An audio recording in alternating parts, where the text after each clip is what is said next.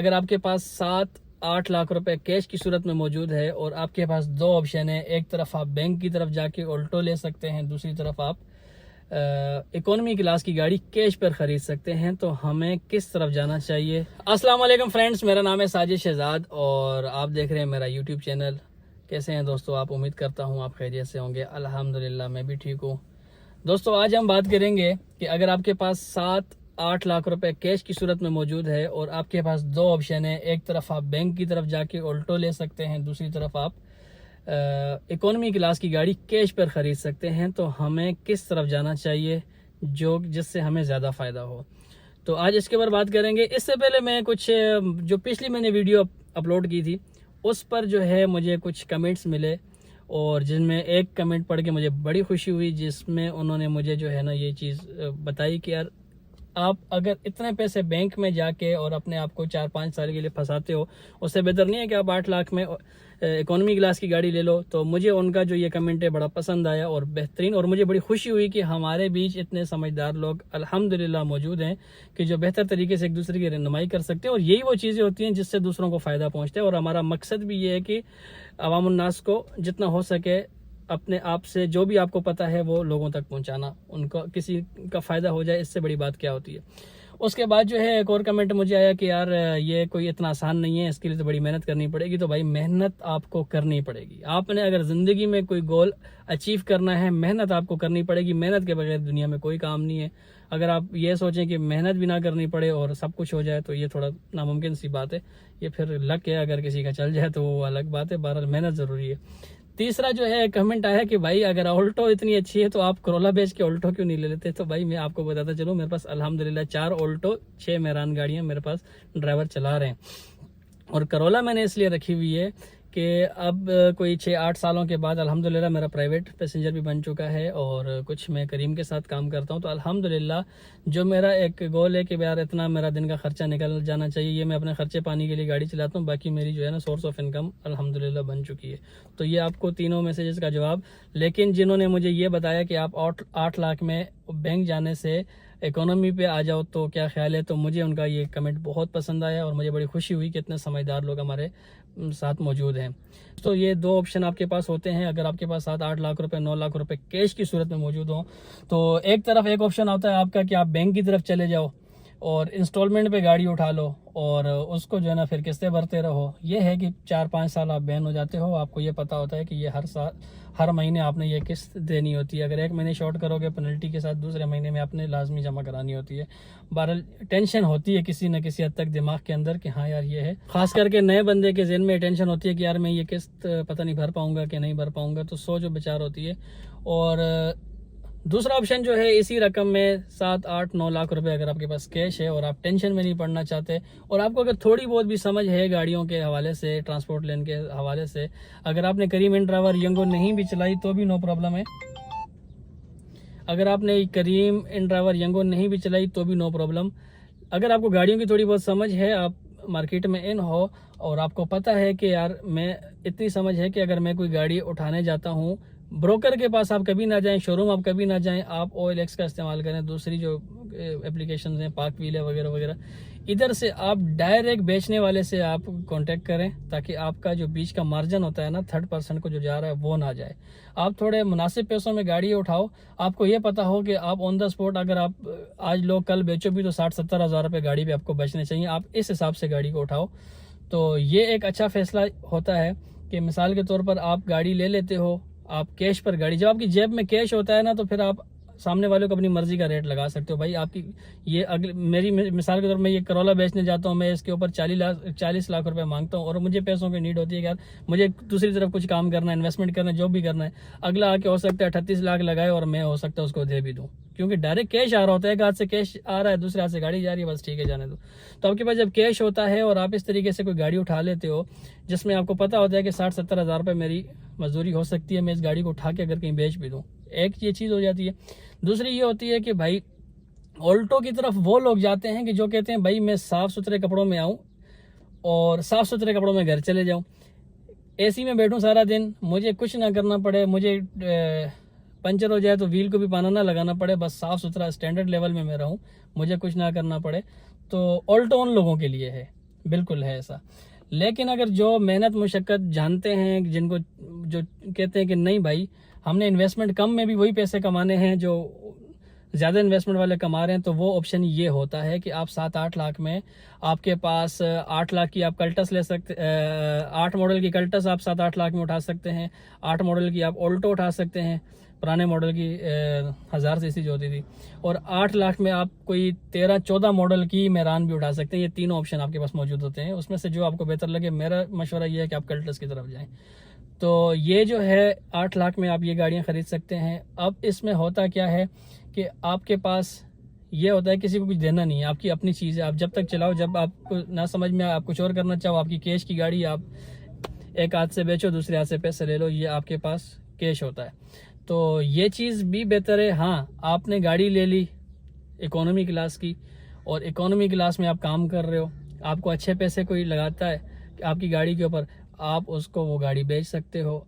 आप अगर 6 महीने भी चलाते हो और 50-60 हज़ार रुपये, 70 हज़ार रुपये आपको गाड़ी पे ऊपर मिल रहा है, और आपने 1-1.5 लाख रुपए अगर सेविंग कर लिए, तो आप इन दोनों को मिला के आप एक स्टेप ऊपर जा सकते हो। मिसाल के तौर पर आपने अगर और 8 मॉडल की कल्टस उठाई है, जो कि जाहिर सी बात है जितनी पुरानी होती है तो जैसे आप ऊपर जाते हैं थोड़ा सा आप कंफर्टेबल फील करते हैं।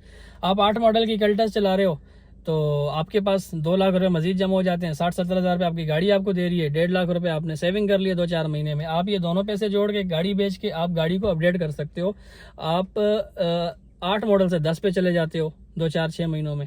फिर उसके बाद ये है कि आप थोड़ा सा 2-3 महीने मजीद उस गाड़ी को चलाओ जो आपने 2 साल ऊपर के लिए अपडेट की हुई है आपके पास। लेकिन गाड़ी उठाओ हमेशा, कभी भी ब्रोकर से, शोरूम वगैरह से ना उठाओ, उसमें आपको बचत नहीं आती सेल परचेज के हवाले से। आप ब्रोकर से कभी भी गाड़ी ना उठाओ, क्योंकि ब्रोकर से उठाई हुई गाड़ी आपको फ़ायदा कभी नहीं देती। आप डायरेक्ट पार्टी से गाड़ी उठाओ और आप साथ में चलाओ, साथ में कस्टमर मतलब कि देखो अच्छे पैसों में गाड़ी बिके तो धक्का दे दो, गाड़ी को निकाल दो, और फिर कुछ आपने सेविंग की होगी, कुछ आपको गाड़ी दे देगी, आप एक स्टेप आगे चले जाओ। तो आप अगर इस स्टेप से भी अगर आप चलोगे तो जो ऑल्टो वाला जो गोल आप 5 साल में अचीव करोगे, तो ये वाला जो है ये आप कोई लगभग 2-2.5 सालों में गोल आप चेस कर लोगे। उसकी वजह ये होती है कि कैश होता है आपकी जेब में। जब आपकी जेब में कैश होता है आपको मार्केट से गाड़ी सस्ती मिल जाती है। बैंक में तो आप जाहिर सी बात है जाते हो, ज़्यादातर तो 0 मीटर पर ही चले जाते हैं। हाँ, इस बैंक में जो सेकंड ऑप्शन होता है कि आप यूज़ कार लो, वो फिर भी चलो कुछ बेहतर है बनिस्बत 0 मीटर के। तो एक तो आपको जो है उससे नहीं लेनी गाड़ी, ब्रोकर से नहीं लेनी, आपने गाड़ी खुद OLX, पार्क व्हील वगैरह से सर्च करके उठानी है।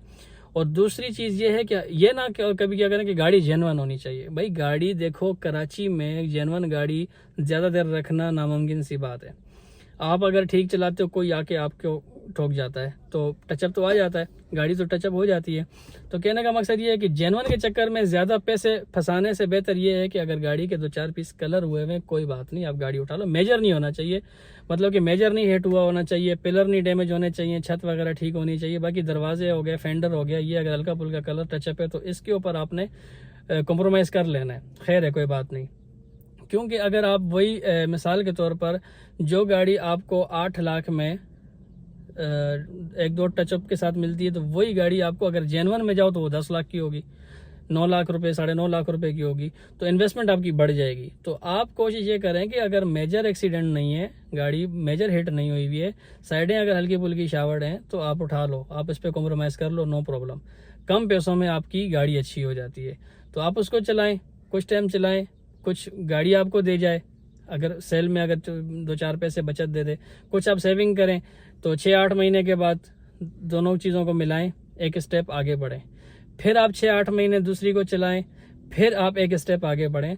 तो ये वाला जो गोल है ये आप ऑल्टो के मुकाबले में जल्दी अचीव कर लेंगे।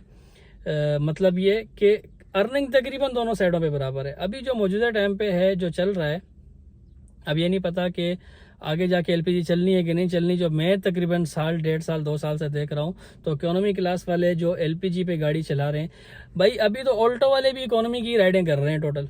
आप किसी भी इकोनॉमी वाले से कंफर्ट वाले से पूछ लो, ऑल्टो वाले से पूछ लो, जो दिन का टारगेट कर रहा है 18 राइडों का, मौजूदा टाइम की बात बता देता हूँ, तो उसमें भाई कोई 18 में से कोई 12-13 राइडें तो वो इकोनॉमी की कर रहा है, किराया तो इकोनॉमी वाला ले रहा है। अब आ जाते हैं फ्यूल एवरेज के ऊपर। अगर वो ऑल्टो की एवरेज अगर देखी जाए तो 16, 17, 18 किलोमीटर की आ रही है, मार्केट शेयर के अंदर। हाँ, लॉन्ग पे शायद 20 को क्रॉस करती होगी, लेकिन शेयर में 17-18 से ऊपर नहीं जाती। तो 17-18 किलोमीटर के ऊपर इकोनॉमी की ही राइडें अगर इस गाड़ी ने करनी है, जिसकी वैल्यू कोई समझ लें कि अगर आप बैंक से लेने जाते हैं तो हम 35 लगा लेते हैं, 36 लगा लेते हैं, 40 के अंदर अंदर ये चीज़ हो जाती है। तो उसने भी इकोनॉमी की राइडें करनी होती हैं। फ्यूल एवरेज अगर देखा जाए कि उसका क्या है, तो 17-18 उसने देना होता है। और अगर इसके ऊपर आ जाओ, क्या कहते हैं, कल्टस पे आ जाओ, मेरान पे आ जाओ, अगर आप इसमें एलपीजी इंस्टॉल कर लेते हो तो ये भी आपको 18-19 की एवरेज देती है। जो मेरे पास मेरान गाड़ियाँ चल रही हैं तकरीबन 20 से 22 की एवरेज तो उनकी आ रही है। तो जब वही 20-22 की एवरेज आपको दे रही है, रेट तकरीबन सेम है एलपीजी का पेट्रोल का। हालांकि जो है ना, एलपीजी खुश्क नहीं है, ड्राई नहीं है, एलपीजी लिक्विड है, नुकसान नहीं होता इंजन को इतना उससे। तो एवरेज जो है वो उससे अच्छी दे रही है। करनी जो है ना, कंफर्ट वाले भी राइडें इकोनॉमी की करनी होती हैं। बचत तकरीबन 19-20 का फ़र्क है, इतना फ़र्क नहीं है। फ़र्क सिर्फ ये है कि जो ऑल्टो गाड़ी है, इन्वेस्टमेंट तो 3 गुना ज़्यादा है उसकी, लेकिन ये है कि आप साफ़ कपड़ों में आते हो, साफ़ कपड़ों में चले जाते हो। एक एडवांटेज ये होता है कि आपके पास कंफर्ट के राइड आने के चांसेस होते हैं। इकोनॉमी की जो गाड़ी होती है उसको सिर्फ इकोनॉमी की राइड मिलती हैं, नॉन एसी राइड मिलती हैं। आपको शीशे उतार के गाड़ी चलानी पड़ती है, आपको थोड़ी चीज़ें फेस करनी पड़ती हैं, जिस तरह डस्ट हो गया, थोड़ी गर्मी हो गई, थोड़ा पसीना, ये चीज़ें आपको फेस करनी पड़ती हैं। लेकिन इन्वेस्टमेंट के हिसाब से बेस्ट ऑप्शन है आपके पास। इसमें आपको टेंशन नहीं होती, रिस्क नहीं होता, आपके सर पे बोझ कोई भी नहीं होता। और आप स्टेप बाय स्टेप, मतलब ये कि जैसे कि मैंने आपको बताया, आपने गाड़ी ली, पार्टी से ली, मुनासिब पैसों में ली, आपको पता है कि 60-70 हज़ार बचा के देगी, आप 60-70 उसके बचाएं, 1-1.5 लाख सेव करें, बेचें, 2-2.5 लाख रुपए करके एक स्टेप आगे बढ़ें, फिर एक स्टेप आगे बढ़ें, फिर एक स्टेप आगे बढ़ें, तो आप आगे बढ़ जाएंगे। अब ये होता है कि मिसाल के तौर पर किसी के पास 5 लाख रुपया है, वो सोचता है यार कि मैं किसी से उधार ले लूँ, उधार कोई देगा नहीं, ठीक है। तो ये भी मैं इसी में ऐड कर देता हूँ, ये वाला टॉपिक भी, अलग, ये टॉपिक थोड़ा सा अलग है इससे, लेकिन मैं ऐड कर देता हूँ। अभी देखो, बैंक में आप जाते हो, बैंक को भी तो आप मार्कअप देते हो ना।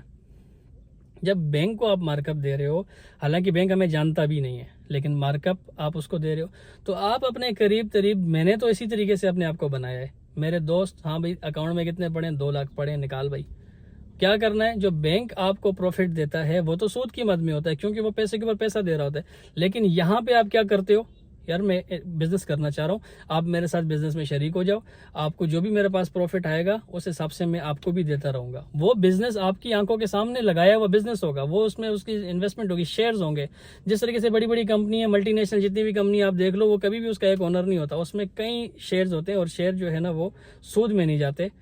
तो जहाँ तक मैंने सुना है, शेयर जो है ना वो सूद में नहीं जाते। आप बैंक से जाते हो, बैंक हो सकता है क्योंकि पैसे के ऊपर पैसा कमाता है तो वो तो सूद में जाता है। लेकिन यहाँ आप अपने दोस्त को ये इस तरीके से हायर कर सकते हो, यार ये मैं गाड़ी लेने जा रहा हूँ, ये गाड़ी इतने की है, मेरे पास इतने हैं, इतने आप डाल दो, मैं आपको जो है ना, जो मार्केट में गाड़ी का भाड़ा चल रहा है उस हिसाब से आपके पैसों पर जो आपका भाड़ा बनेगा वो मैं आपको देता रहूँगा। मिसाल के तौर के ऊपर आपके पास 5 लाख रुपए हैं, गाड़ी आपको 8 लाख रुपए की मिल रही है।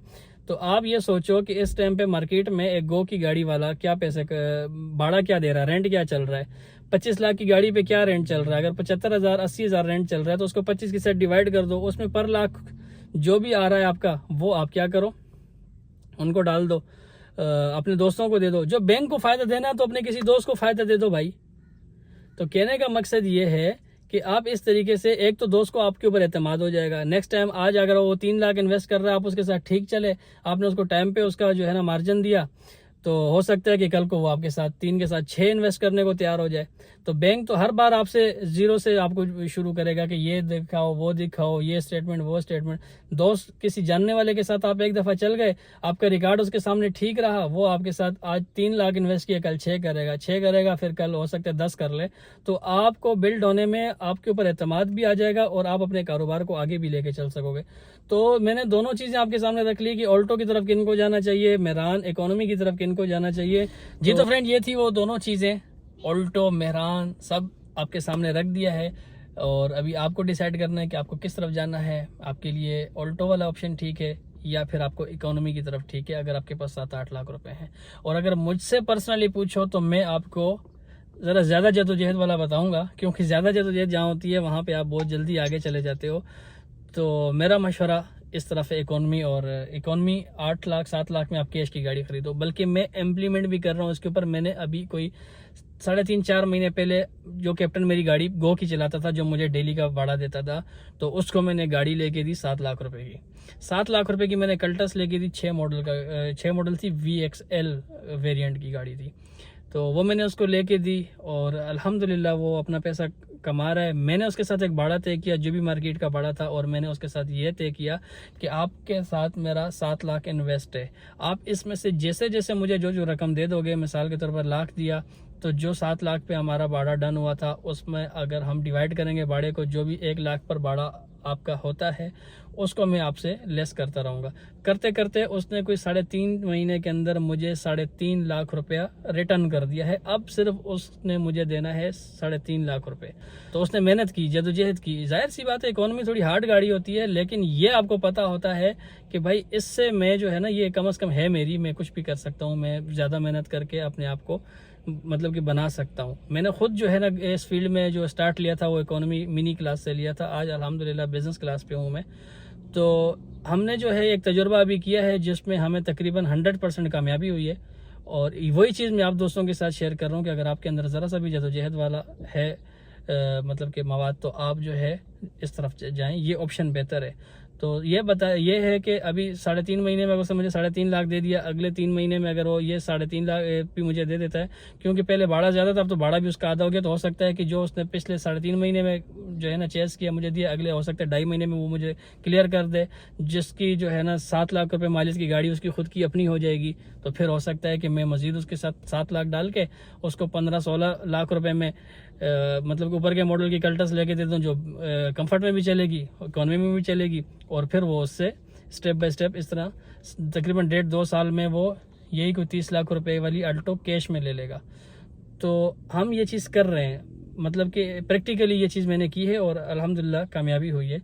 तो मेरा मशवरा आप लोगों के लिए ये है कि आपके लिए जो सेकंड ऑप्शन है मेहरान कल्टस ऑल्टो वाला, ये बेहतरीन ऑप्शन है अगर आप थोड़ी सी जदोजहद कर सकते हैं। तो दोनों चीज़ें आपके सामने रख ली हैं, बैंक से ऑल्टो भी और इकोनॉमी क्लास कैश पर भी। इसमें आप देख लें कि आपको कौन सी चीज़ सूट करती है और आपको किस तरफ जाना चाहिए, बैंक की तरफ जाना चाहिए या इस तरफ आना चाहिए। आपको कैश पे इकोनॉमी की गाड़ी लेके काम करना चाहिए, आपको जो है वो बैंक की तरफ जाना चाहिए या इकोनॉमी की गाड़ी लेके इस पर काम करना चाहिए। मेरा जो मशवरा है, मेरा जो ओपिनियन है, आपको सेकंड की तरफ जाना चाहिए, क्योंकि यहाँ से आपको बहुत कुछ सीखने को भी मिलेगा, तजुर्बा भी मिलेगा। आप तैयार बैंक से 0 मीटर गाड़ी ले लें, वो तो अनाड़ी बंदा भी चला लेगा और सब कुछ कर लेगा, लेकिन अगर आप इधर आते हो आपको बहुत सारी चीज़ें समझ भी आ जाएंगी। और आपको ये है कि मिसाल के तौर पर आपको 2-4 महीने में सिस्टम नहीं भी समझ आता, आपकी कैश की गाड़ी होती है, आप बेच के कोई और बिजनेस भी कर सकते हो, बैंक में आप फंस जाते हो, इसमें कोई शक वाली बात नहीं है। तो दोनों चीज़ें आपके सामने रख दी हैं, आपको जो बेहतर लगे आप उसको जो है ना चूज़ कर सकते हो। अगर मेरा ओपिनियन जानना चाहते हो तो मेरा ओपिनियन यही है, मेरा मशवरा यही है कि आपको इस तरफ आना चाहिए, कैश पे गाड़ी उठानी चाहिए, ना कि 4-5 साल के लिए ख़ुद को फंसाना चाहिए। तो ये सारी वो बातें थी ऑल्टो और इकोनॉमी के हवाले से। उम्मीद करता हूँ वीडियो आपको पसंद आई होगी। अगर वीडियो आपको पसंद आई है तो लाइक सब्सक्राइब ज़रूर कीजिएगा। मिलते हैं नेक्स्ट व्लॉग में, तब तक के लिए अल्लाह हाफिज़।